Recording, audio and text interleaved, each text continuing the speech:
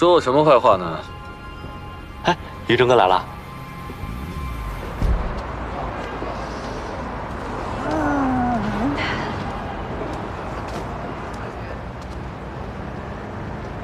我大宝宝第一天上班累不累呀？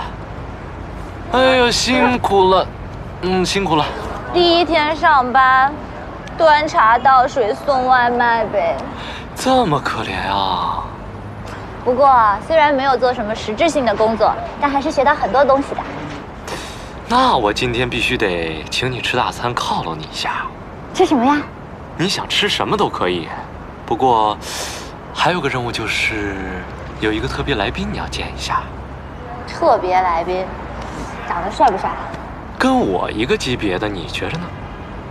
可以耶。那走吧，走。你不会吃醋吗？哎呀，不会的，不会的。我劝你这么大度啊！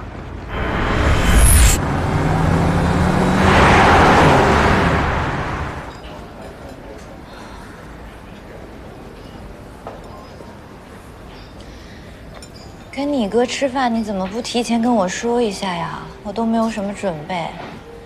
哎，你哥不会是那种特别严肃、特别古板的那种类型吧？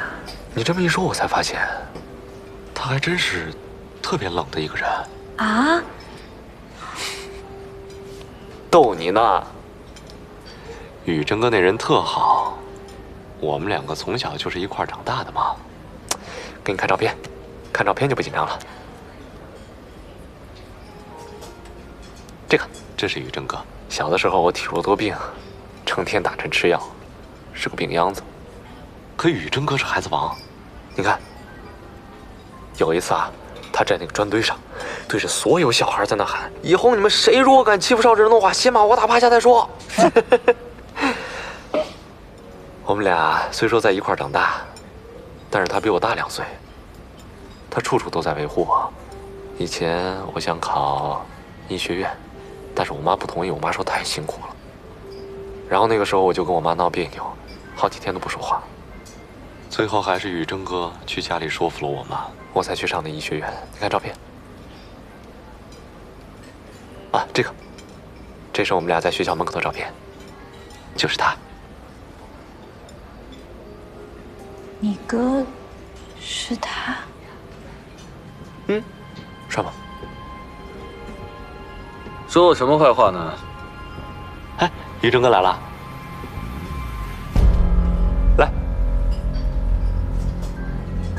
我隆重介绍一下啊，这个是我女朋友，杜小作。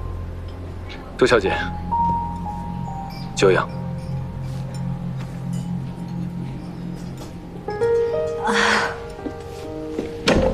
雷总你好。